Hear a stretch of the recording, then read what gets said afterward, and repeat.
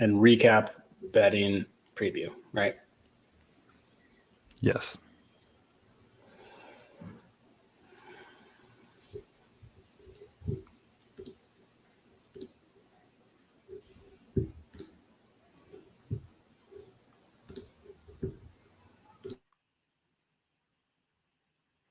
Okay.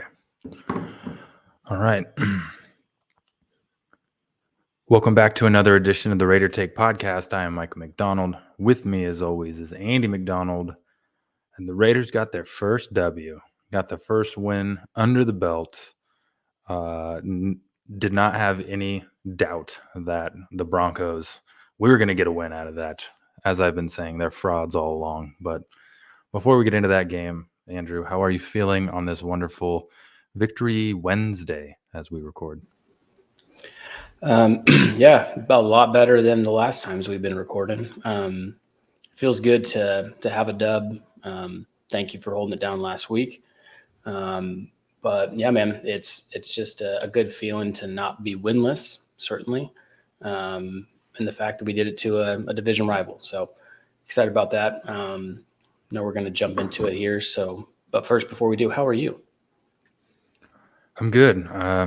Relieved we got this W. I feel like at this point I am just continuously looking up. All right, we're 1-3 now. What are the percentage of teams that have made the playoffs after going 1-3? Mm-hmm. Did that all along up until this point. So I feel good because percentages are going up a little bit. But got to hang on to something. Good. Well, yeah, as mentioned, your Las Vegas Raiders ended up defeating the Denver Broncos 32-23 Sunday afternoon. Micah, just some thoughts there on the game, kind of how it went for you, anything that stood out? Yeah, I thought it was the most prototypical Broncos-Raiders game that we have seen in a long time. You had the running game dominate. You had Derek Carr not put up a whole lot of stats, but be good enough to not make any mistakes, and the defense balled out. So I thought it was great to see Josh Jacobs. I think he went for 174 yards roughly, all-purpose yards. Got 2 touchdowns. He just completely owns the Broncos anytime he plays them. I think he's got the most 2+ touchdown games against the Broncos than any other player ever, or something along those lines. I don't know. There was some weird stat like that was like, all right, he must have steak in Walmart because he owns the Broncos anytime he gets a chance. So I thought it was good. Max Crosby absolutely dominated the second half, especially. Kind of took the defensive side of things into his own hands. We got some lucky breaks.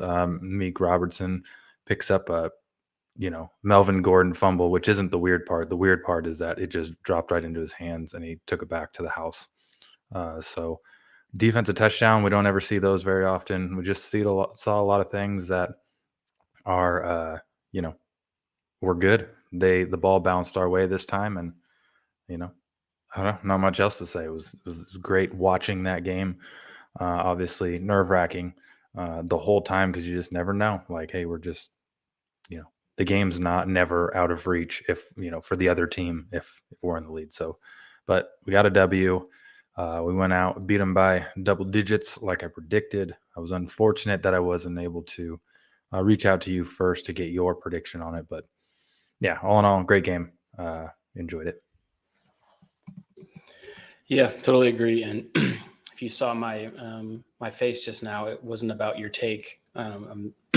I was startled as I'm sitting next to my wife's car, and I don't know where it came from, but someone just decided to hit the panic button, and it scared the living bejesus out of me. So, anywho, moving back to the game, yeah, I agree, man. Getting Josh Jacobs going was huge for us. Being able to establish a run. Carr had, stats wise, didn't have a great game, was still able to make the throws he needed to, get Devontae Adams the ball, which, they still are struggling to convert inside the red zone as far as trading touchdowns for field goals. But, all in all, they were able to punch it in late in the fourth quarter, put it to a 2-score game, and be able to be on their way for the first victory. So What I'm definitely impressed on is obviously Max Crosby keeps doing his thing. Just really excited with the adjustments we're able to make on defense. I think if you look at the 4 games, so you look at first of all San Diego or Los Angeles Chargers, still tough for me. We're down, I think, what was it, 17-3 at halftime. Only ended up giving up a touchdown after that.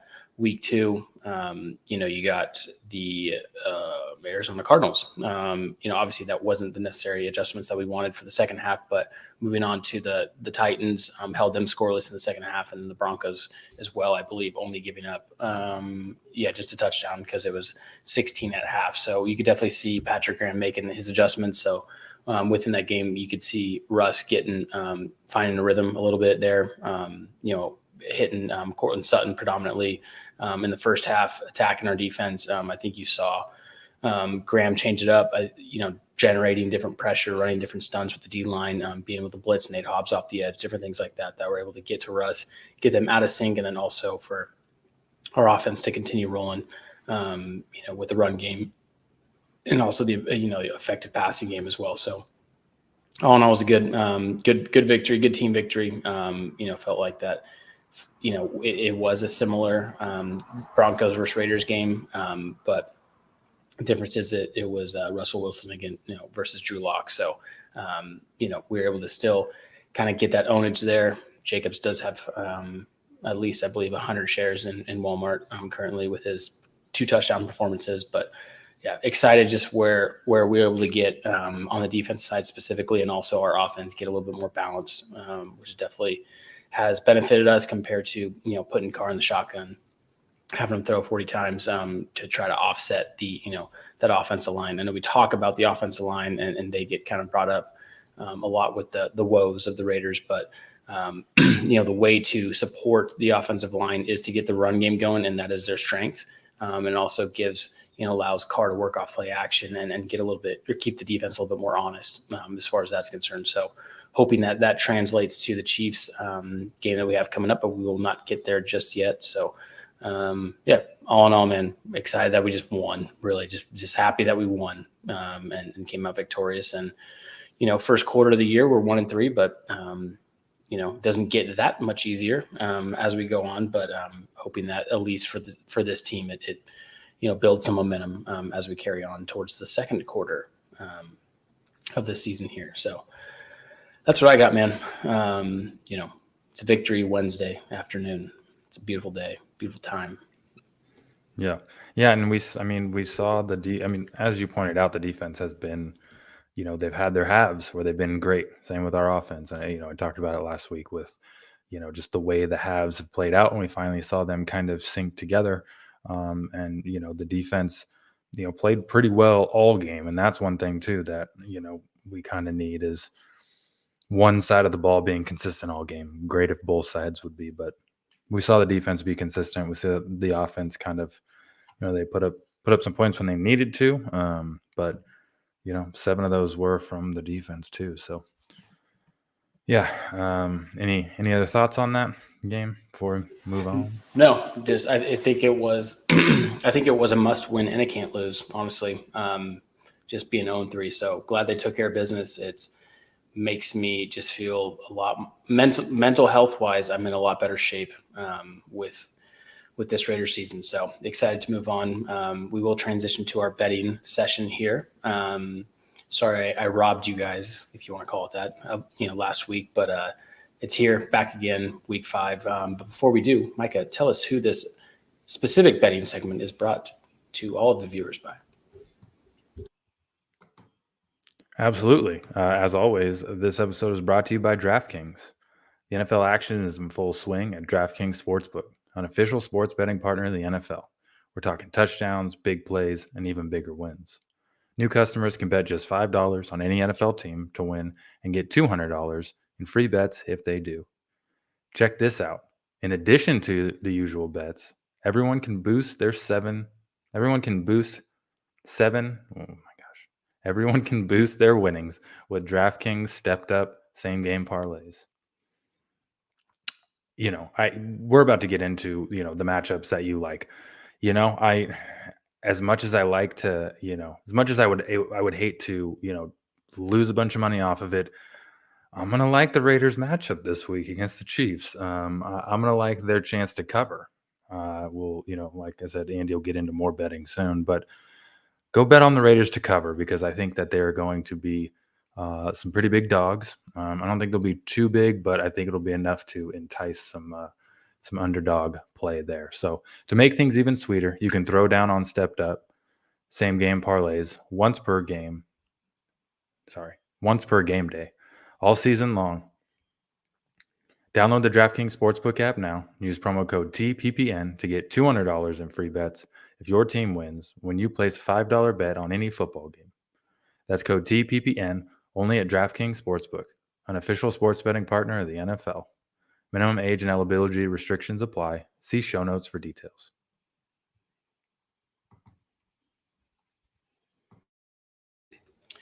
Great. Thank you for that tremendous ad read. Couldn't tell where you're exactly leaning towards this Raiders-Chiefs game, but I guess we'll find out here shortly. All right. So first, we're going to start with the RTP. Well, in general, this is the RTP betting. Got it. Copy that. Oh, stupid. Sorry. Copy that on your text. So let's get into our RTP betting segment here. Once again, it's RTP, so not just me. This is me and Micah. If you have anyone to blame, it should be 50% me, 50% Micah, 75% Micah if you're into that kind of thing. So what we're going to do is start off with the first 3-game parlay, money line. Got to take them, got to have them. And here's what I'm going to change up is I'm going to actually hypothetically bet with you all, okay? So, you're probably asking like, hey, man, like you're just throwing out these things. Are you actually getting skin in the game? Well, in California, it's illegal. But hypothetically, if I could, I will do it with you and pull up the odds. I have that access, but at least I'm with you then in spirit, okay? So this is all hypothetical now. So what we're going to do is for the first 3-game parlay, we're going to take the Packers. They are taking on the Jets. They are going overseas. Aaron Rodgers' haircut might fit in a little bit better there over the pond than it does here in the States. So we're going to take the Packers straight up to win. They're both 3-1. They both shouldn't be 3-1. It just reflects a little bit differently. So you have the Packers that are coming off of, I guess, a disappointing win, which would love to have those. But against the Patriots, you have the Giants who they took care of the Bears. Congratulations. I think they go overseas, take care of business at the 6 a.m. slate, I believe, 6:30 a.m. on the West Coast. So take the Packers there, taking on the Jets. They're going to take that. A lot of takes just in general. And then moving on to, we're going to couple the Packers with the Buffalo Bills, highest spread of the week. They are -14 favorites. That's going to be a no duh. We're going to take the Bills against the Steelers at home. It's going to be, baby. It's going to be Kenny Pickett time. That's who it's going to be. He got in late in the game against a team I can't remember, and I'm spacing. It's Kenny Pickett time, and it's not going to be time against Bills Mafia. That's a tough first go. Good luck against Leslie Frazier, Sean McDermott's defense. And then lastly, we're going to take the Bucs at home against the Falcons. Heavy favorites there. The Falcons have surprised a lot of folks. The Bucs, definitely let down on Sunday night against the Chiefs. That was to be expected, but they did see the offense get rolling with Mike Evans coming back into play. So take the Packers, take the Bills, take the Bucs. Obviously, some big time names there. That is going to secure you if you theoretically, hypothetically, if you paid $100 on this wager, you would win $73. Okay. So lock that in. That is going to hit. Okay. And I'm with you there in spirit because we cannot gamble legally in California. Moving on to my underdog of the week, UOT dub for those keeping track at home.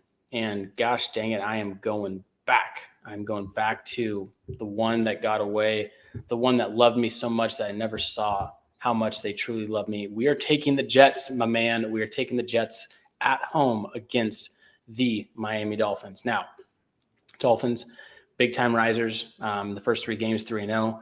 Scary situation with Tua going against the Bengals last Thursday. They do have a week and a half to prepare, technically, but they do have to prepare with a different quarterback, Teddy Bridgewater. So you look at the 2 coaches. You look at Mike LaFleur, you look at Robert Saleh. So one could say, well, I think you're fine with Teddy Bridgewater. You got a lot of weapons with the Dolphins there. Jalen Waddle, Tyreek Hill. McDaniels knows the scheme that Saleh has.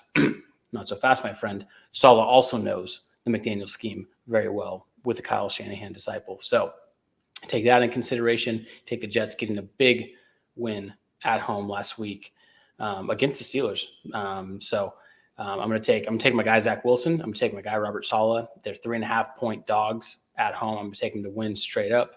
So just the odds, if you are going to put in that bet, is you get plus 150. Rock it. Okay, rock and roll. Take the Jets at home. I think it's going to be a big dub. Going to be a big shakeup for the AFC East. Okay, moving on to my just ultimate lock of the week here. We have the Tennessee Titans on the road against the Washington Commanders. The lock of the week is always spread based. Okay, so they're 2.5-point favorites on the road against the Commanders, and so I think that's just easy money. I think you got a Tennessee team, unfortunately beating the Raiders in week 3, coming off a win against the Colts. You could say, yeah, Colts suck. They do. Okay. But also Commanders suck worse. Their defense is terrible. Not going to be able to stop Derrick Henry. I think you have a Commanders team that's really looking forward to next year. And then you have a Tennessee team that's back at 2-2, looking to be, back in playoff contention in the AFC. I see them taking the Commanders on the road, minus 2.5. Just got to win by a field goal, guys. Okay. That's all it is. So take the Titans, lock it in. So that's it. Okay. Parlay, Packers, Bills, Bucks. Boom. Lock it in. Underdog of the week, take the Jets at home against the Dolphins. For just the overall lock of the week, Tennessee's getting 2.5 points. Come on, son. Mike Vrabel. Come on, son. Derrick Henry. Come on, son. It's the Commanders. All right. Let's do this thing. Lock it in. Bet with me. Bet with us. Not me and Micah. It's his fault. These are all his suggestions. So if they don't pan out, man, I'd be furious with him. So that's what we got for the RTP betting segment. Love it. Absolutely love it. This is RTP. It's the Raider Take parlays, right? This is what we do, and I think you can take it to the bank, especially on the parlay. I like it. Just a little tidbit for everybody. Kenny Pickett did not have a drop pass last game. He went, I believe, 16 for 19 with 3 interceptions. So none of his passes hit the ground. Do with that what you will, but yeah. I think the Bills have a pretty good shot this week. So cool. Let's get into the preview then. Yeah. So we got we're here. Okay. And I talked to you about this, right? I talked to the peeps. I talked to you, Micah. I am flying on Sunday evening for work, flying out to Austin. Okay. And the Raiders play Monday night. So number one, I'm closer to, the villains. Okay. I'm closer to Kansas City than I am to Las Vegas. So I'm already in enemy territory. I'm going to be by myself, going to be lonely. But it's a Monday night game. Stop me if you've heard this before. The Raiders played the Chiefs on primetime. Okay. Now stop me if you felt this before. Sadness after those games. Okay. Depression, uncertainty about things. Yes, I have too. So the Raiders are traveling to Kansas City, taking on the Chiefs. It's tough to play them twice a year. I'm going to get all this negativity out right now. I'm going to have, usually this is where Micah steps in. He picks him back up. So just going into it, the Chiefs are favored by 7 points. Over under is 51 points exactly. Don't love that. ESPN, why don't we call it 50.5? So Raiders on the road, primetime. Chiefs, now a Raiders team that is coming off a big victory, the only victory of the year. And also a team with the Kansas City Chiefs that is Tyreek Hill less, and someone that has given us fits for many years. So here we are. We face the Chiefs. Micah is going to take the Raiders offense against the Chiefs defense. I will take the opposite. Actually, no. Nope. Flip that around. That is correct. Flip it back around because it was correct. Mike is taking the Raiders offense against the Chiefs defense. I will take the Raiders D against the Chiefs offense. Micah, dare you kick us off? Yes, that I can do. Yeah, as we all know, Chiefs week is a tough week, especially when it is nationally televised primetime game. Um, Man, there's not a whole lot to say because at the end of the day, we got to go in and we got to put up points. I think we saw Josh Jacobs get going last week, which was fantastic. I think that's going to have to happen again.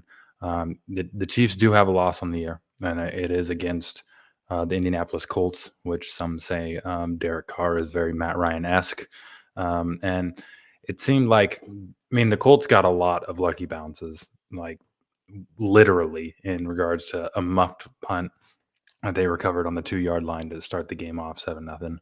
Um, but it seemed like what they did is they ran a lot of play action to kind of keep them honest. And Jonathan Taylor was able to get a little bit going when they needed him to, getting certain specific first downs in certain spots and everything like that. I think that's one thing that we're going to have to do is get Josh Jacobs going again, and it's going to be really key if he can get a rhythm, the run game can get going, and the run game can kind of, keep us with the time of possession on our side of things. Because the best way to beat Patrick Mahomes is to not let him on the field as much as possible. So the run game will be a big play in that. And I mean, this is probably the dumbest thing that I will say, but I think it's the most truthful thing with this game is that we have to score touchdowns. Duh. But also, we can't afford to be trading off field goals with these guys. And you talked about it lot last year, trading touchdowns for field goals, uh, trading field goals for touchdowns. We'll reverse that. You just can't afford to do that against Patrick Mahomes. Now, granted, our defense has been playing well.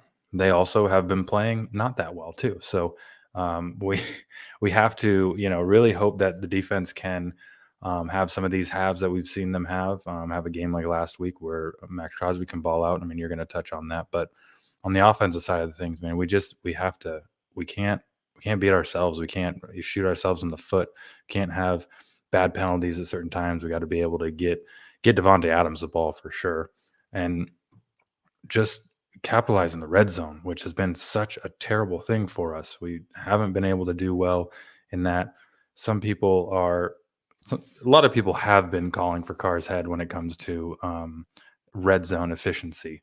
Um, but I think overall, I mean, like I said, as dumb as it sounds, we have to be able to put the ball in the end zone and not just sit here and let Carlson kick field goals. Obviously, you want points when you can get points. But at any given point, you go down, kick a field goal, Patrick Mahomes scores a touchdown. You go down, kick a field goal, Patrick Mahomes scores a touchdown. And now they're up by 8 points just because that trade-off. And that's barring we drive down the field and do things. I think we're going to see their defense against the Colts. We saw them try to do a lot of blitzing off the edge with the safeties and the corners. I wholeheartedly expect them to try to incorporate that a bunch to it's kind of like what I was saying with the Titans. This inexperienced offensive line is going to have to adjust, and they're going to have to be able to make calls, pick up blitzes, all that kind of stuff. So I expect them to try to not only get pressure on Carr via blitzes from corners or safeties, but just try to mess up this offensive line and get them to, screw up, which they've been playing. I mean, they played well last week, by all accounts. Obviously did great blocking for Jacobs. He averaged like 5 yards a carry. I think it was 5.1, somewhere around there. But yeah, it's simple and it's dumb to say because it's like, yeah, no doy. They need to score touchdowns, but it's like they need to play mistake-free football and they need to score touchdowns if they're going to have a shot at beating Patrick Mahomes and the Chiefs. It's the same thing every single game, I feel like, against them that we talk about. And I feel like I sound like a broken record saying all these things, but yeah, I think that we have the offense to keep up with them. We've shown that our offense that was less talented, we've had offenses that were able to keep up with them. But with how we're playing in the red zone right now, it's not going to cut it. So they're going to have to figure it out, pick it up.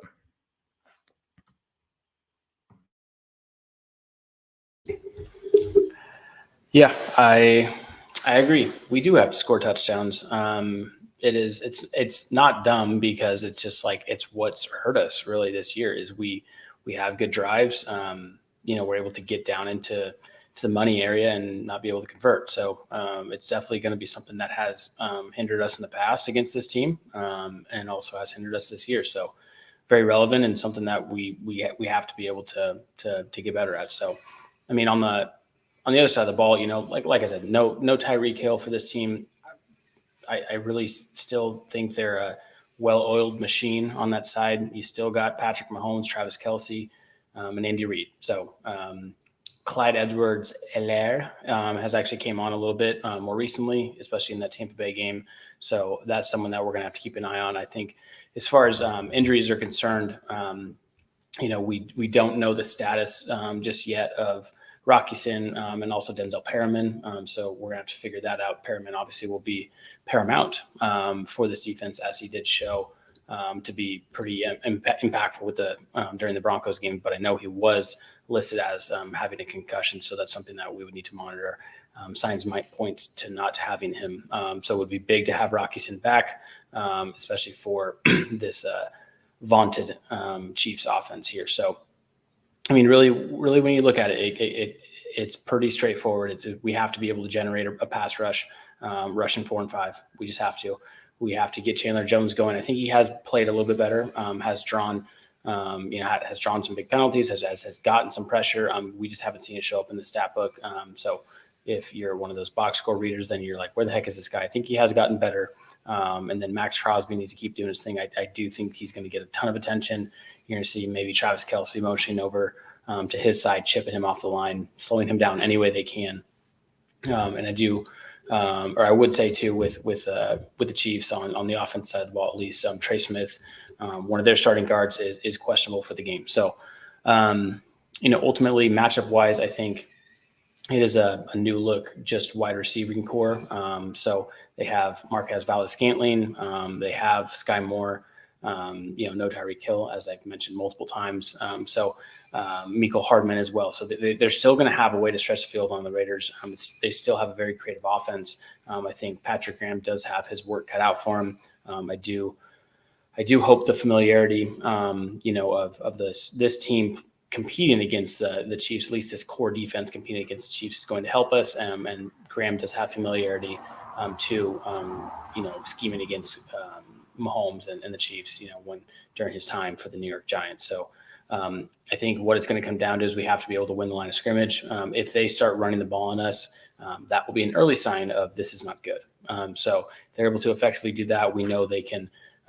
Even with zero running game, they are able to create with short passing scheme, with being able to do those stupid little shovel passes underneath to Travis Kelce, whatever it may be, and also stretch the field on us. So they have to be able to win the line of scrimmage, no duh.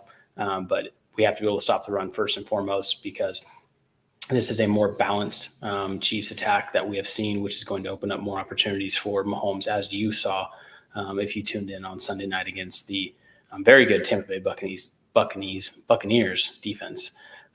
So I don't know. We have a work cut out for us. We do this every year where it's like, what are the answers for this offense? I don't know. I just hope we can bend, don't break. How about that? Bend, don't break, guys. We got to be able to, and this is, I'll join you in the like no duh conversation here, but like when we can actually get to a 3rd and 7, okay, like a 3rd and 5+, we got to get off the field.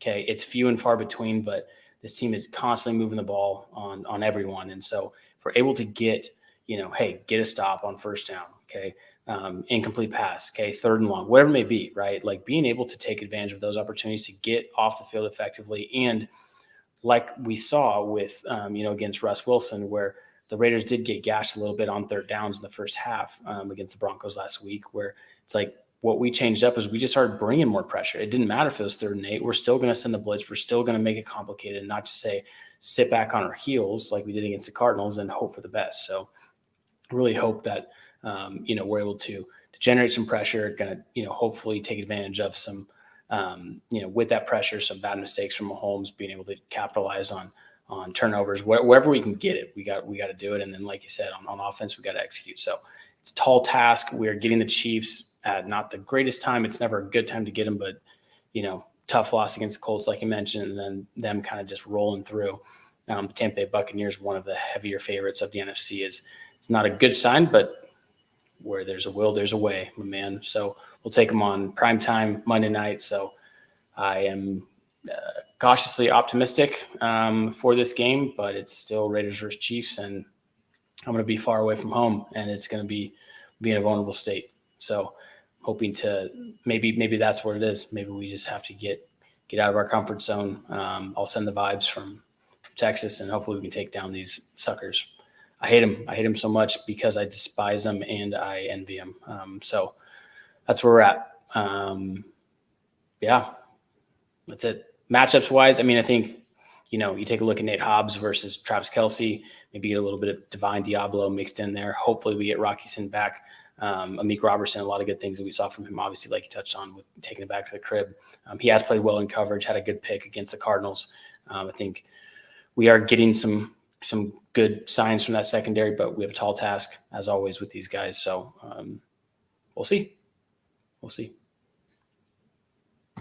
Yeah, I think it's hard to gauge what to expect because I feel like we're either in a shootout where we're keeping up with them or they're blowing us out by 21 plus. So yeah, it's going to be an interesting Monday night. It's going to be on display for the nation to see, which will be fantastic or not fantastic, obviously. But anyways, let's get into predictions. Where we think the game is going. I want you to go first, please, if you don't mind. I did mind, but I will follow suit as I put you on the spot usually.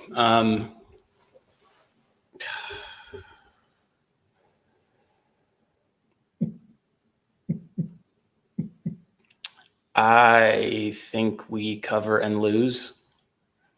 So I think 31-27 Chiefs. Sorry, guys. I think it's going to be tough for us to stop their offense. I think it could be a Chiefs up 31-20 late in the fourth quarter. Raiders get a touchdown late. I don't know. It doesn't seem to me. I do think we can cover the spread at +7, but any team going on the road into Arrowhead on prime time against these guys is tough. I just hope we don't get embarrassed. I honestly do think there's a chance that if we can play sound enough on defense, we have the firepower and the recent, with I guess the traction, the positivity with the run game, the balance of it all with our offense. Like I do think we have the weapons to get in a shootout. I mean, we've been in shootouts with these guys with lesser talent, and I think Renfro getting back would be huge. I know he was practice today, was limited, wearing the non-contact jersey. So we have an extra day to get guys healthy. I think we can compete. I don't think we win, but we'll cover. 31-27. Well, I like your realism there because, I mean, realistically, there is a pretty good chance that we go out there and lose, like you said. Hopefully don't get embarrassed. But that's not where I'm going today because I'm going to have the optimism of this group. That's the reason I wanted you to go first, because I wanted to justify my optimism. I think we go out there.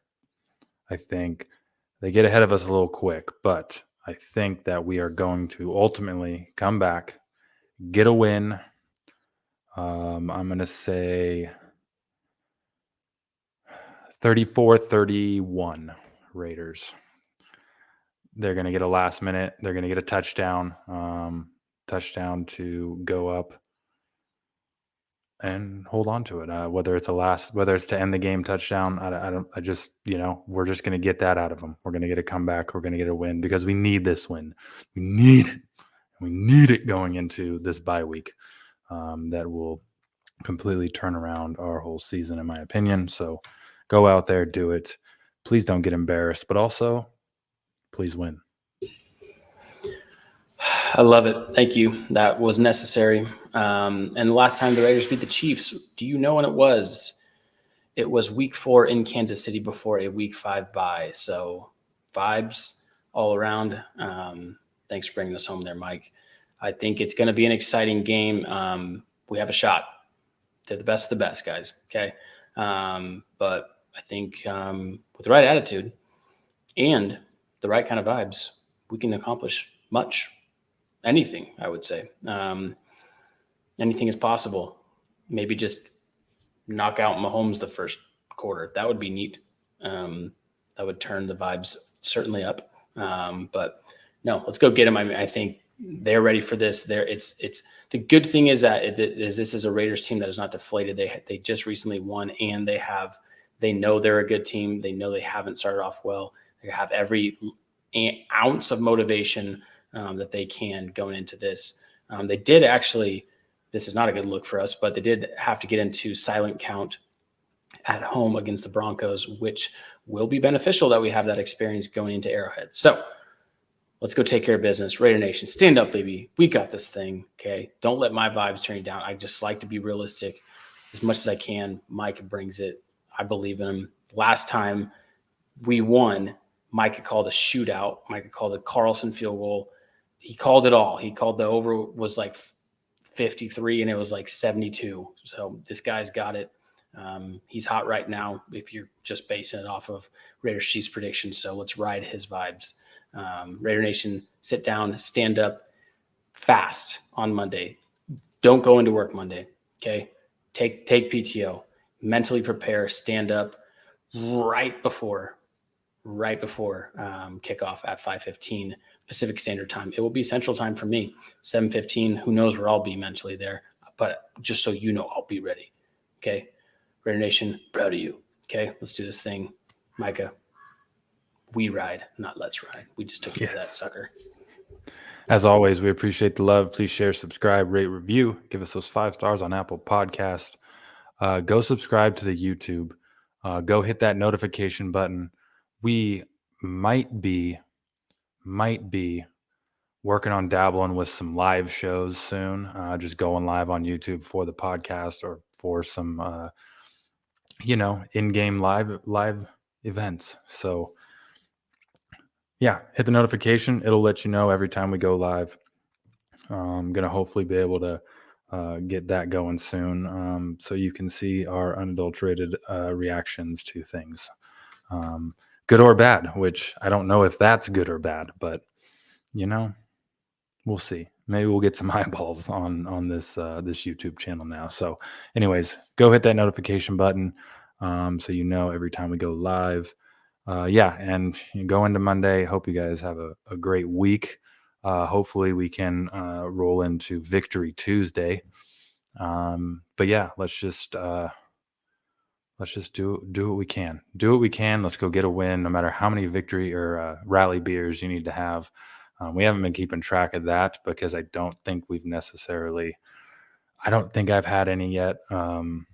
Unfortunately, we haven't been in a huge position to rally except for week 1. But anyways, prep, be ready for it because we're going to need it. And if we're in certain positions, we are going to need it from everybody, the rally beers. So hope you guys have a great week, and we will talk to you later. Peace.